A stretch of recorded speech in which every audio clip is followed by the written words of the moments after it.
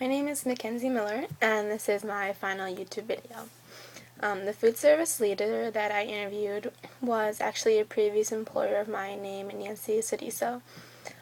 Nancy is a pastry chef and a working owner of a small bakery called the Cocoa Bean Bakery, which she owns with her husband, who is also a pastry chef. The Cocoa Bean is located at 11 South 7th Street in Geneva, Illinois. It's just off the main street in the downtown area. A little background about Nancy.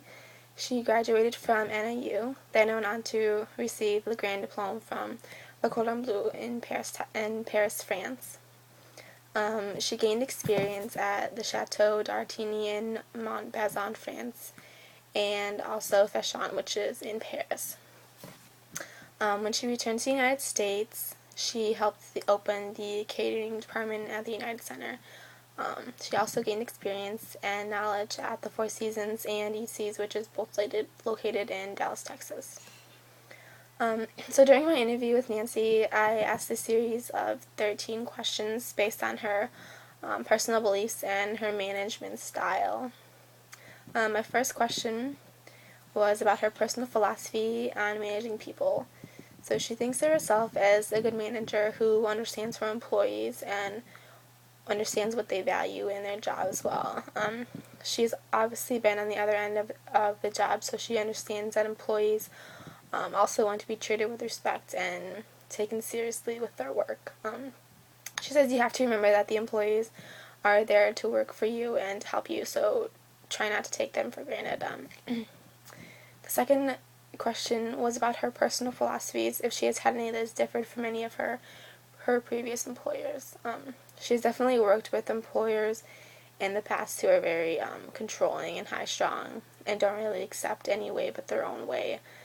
Sometimes it can be difficult to work for people who are like that because you feel like you don't have any personal creativity or opinions with your own work. My third question was about any early mistakes or misunderstandings that she has faced in her early career. She answered that everybody makes mistakes when they're first beginning. It's kind of inevitable that you're going to make some kind of mistake, but the big part of the picture is not to dwell on your mistakes and try and learn from them the best and the most constructive way that you can. The fourth question was, I asked her about what has worked well for her as a business owner. Before she opened her business and even after, she's done a lot of research on her field and has gained her experience, so she knows how to work well. It's also easier when you have a business partner such as her husband. So basically in her business she controls all the business aspects of the partnership, and he works in the back of the house. My sixth and fifth question kind of go together. They're about issues or challenges that she has faced when she has to train or motivate her staff, and if she has any difficulties in finding employees. They have kept most of their back-of-the-house staff that they had since they've opened. The difficult part for them has been finding front-of-the-house employees. Most of the front-of-the-house employees are high school and college students, so they're always leaving and returning, so it can be difficult to find employees to work during school or when there are breaks and stuff. The back of the house have been employed there for many years, so they're very experienced and they're disciplined with their work. The seventh question was about the comparison between her novice and seasoned view of her work. She's most definitely seen an improvement over the years of her own personal work, from starting out as a low pastry chef to moving up to being the leader of a whole catering department to owning her own business. It's definitely been challenging for her, but she enjoys seeing how she can push herself to reach her own goals. My eighth question was about any challenges or joys that she has faced being in a managerial position.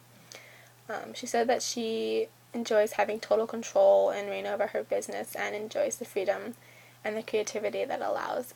It's difficult first for her when they first opened their business, but since then their customer base has grown and so has their profits.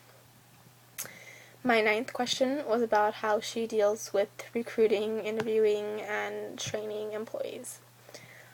So she has a basic application that they fill out, and then they go through an interview process to see if they're the right applicant for the job.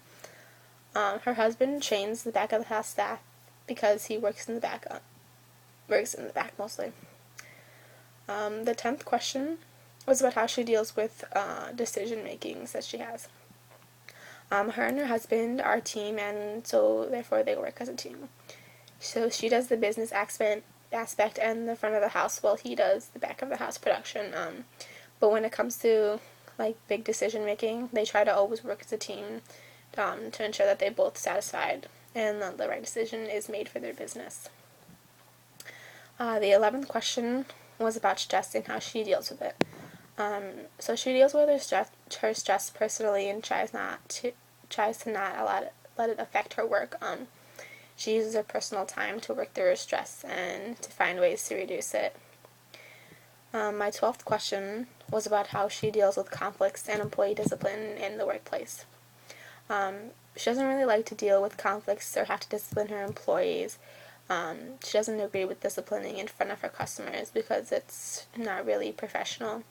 So she usually just brings them to her office to discuss the issue and to help try and find a solution to it. My final question was her thoughts on communication, leadership, and motivation. She answered that communication is very important when you own a business. She needs to have total communication with her husband as well as the front and back of the house staff. She needs to monitor and keep the communication flowing between the back and the front to prevent any issues that could possibly arise. She enjoys being a leader at her business with her husband and tries to motivate her staff and keep her customers happy.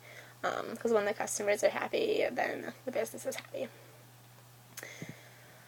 So overall, my interview was very interesting. It was kind of exciting to get to interview my previous boss. She always has a lot of insight about things, and it's always interesting to see her opinion and perspective on the industry. Overall, I enjoyed interviewing Nancy, and I learned a lot about her during my time in the Cocoa Bean as well as during my interview. So, thanks for listening.